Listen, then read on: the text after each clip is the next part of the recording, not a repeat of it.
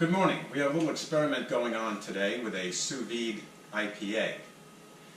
I got the idea when I was making a steak the other day because the sous vide is able to keep food at a constant temperature.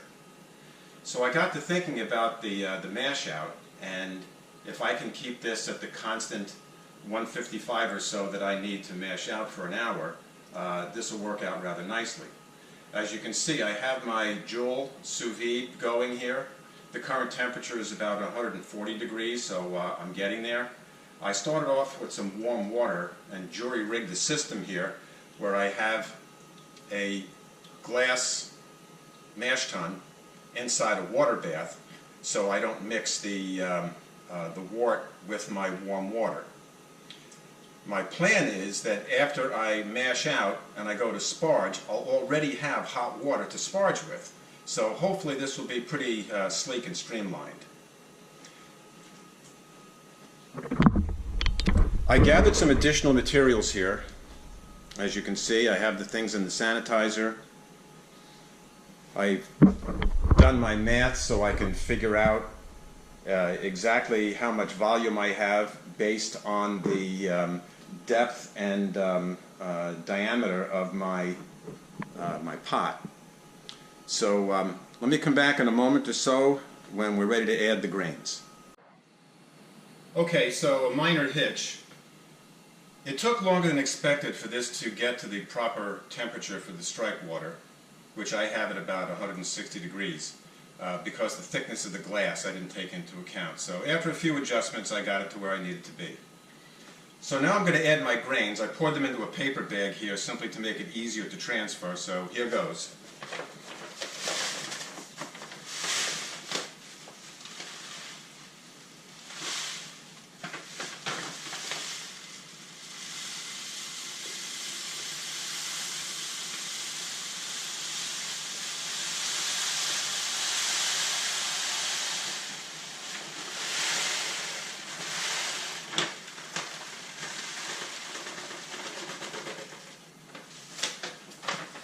Alright, you might have noticed I didn't use a mesh bag here. To be quite honest, I was afraid that if I was to put a mesh bag in there, once the grains expanded, I would never get them out. So I'm just going to give this a stir, make sure everything's submerged, and set a timer.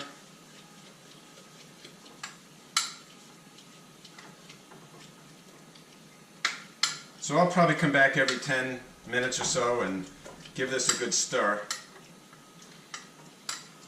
Because my plan after this is to pour it into my pot with a mesh bag in it, let it sit and drain, and then sparge it with about a gallon or so of 165 degree water. Alright, see you in a few. It's been about 75 minutes and we're ready to mash out. Before I do that, I wanted to give you an idea of the setup that we have here. So this is the Joule. It's the sous vide device that keeps the water at a constant temperature. So we've kept this at 155 degrees now for about 75 minutes or so, as I said. This connects to an app, which you can see here on the phone. So we're at 155 degrees. And what I'm going to do is the mash is going to go into the strainer, and then I'm going to sparge, and while I'm sparging I'm going to increase the temperature of the sous vide, the Joule, to about 170, so when I go ahead and sparge, the water will be about 160. So here we go. Alright, this is a very delicate procedure which I've never done before, so I am a little nervous, but let's see how this goes.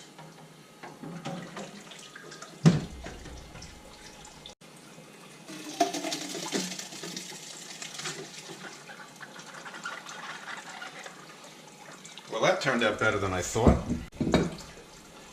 So I'm going to take maybe a little bit of this hot water here and just wash out this.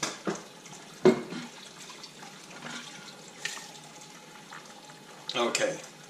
Now I'm going to gather up the bag and set it on top of a strainer.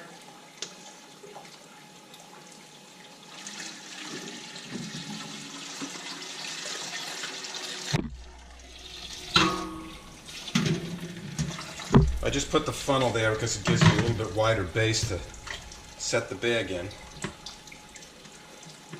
So I'm going to let that sit for just a moment, and then I can use this water, which I've increased to about 165 degrees, and I'll be sparging this in a moment because I want to bring the total volume up to about 1.5 gallons, 1.75 gallons to compensate for my boil off.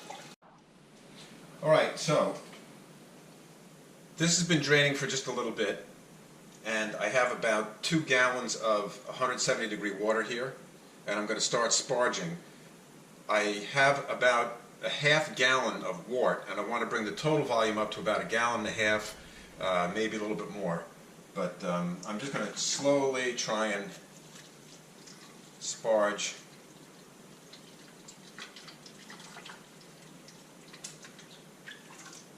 Just a little bit at a time, try to get it even, get across everything.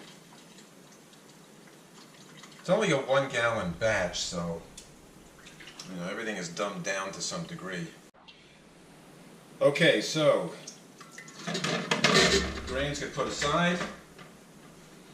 I have my pot here. I'm going to switch this around. I'm going to set this up on an induction plate, just find it easier. And I got a little overzealous, perhaps, and there's 1.86 gallons in there right now, but that's okay. I'm not going to sweat about it. I'm going to crank this all the way up, bring this to a boil, and when it starts to boil, we're going to add our first addition of hops. A couple of points about the induction burner. It actually works pretty well and keeps the kitchen a little cooler. What I like to do is to set it at 10 for the boil, and then once it establishes a boil, you can usually back it off a little bit so it's not so noisy and vigorous. But the fact is there's no open flame, and it's a nice slick way of doing things without having to be tethered to the kitchen. You can actually do this anywhere as long as you have an outlet, and does a pretty good job. So I've made some calculations too.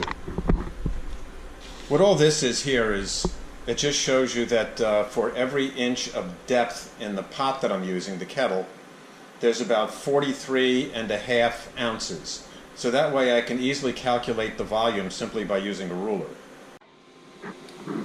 Alright, so you can see we have a boil going, and I'm ready to put in the hops. So here we go. I'm going to drop this in. This is a 1/2 ounce of Cascade. Doesn't sound like a lot, but remember, it's only 1/2 gallon. I mean, 1 gallon. So there you go. Start the timer. Okay, we are at flame out. Last hop addition going in. This is 1/4 ounce of Cascade. And I'm going to clip this to the side. And into the ice bath it goes. Okay, so I have it in the sink here. I don't bother using a wort chiller simply because it's a 1 gallon batch and it cools down a lot faster than a 5 gallon batch.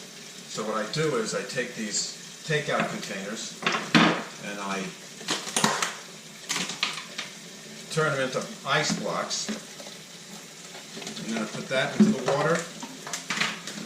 I find if I do about 4 of them, it works just about right. So cool down continues.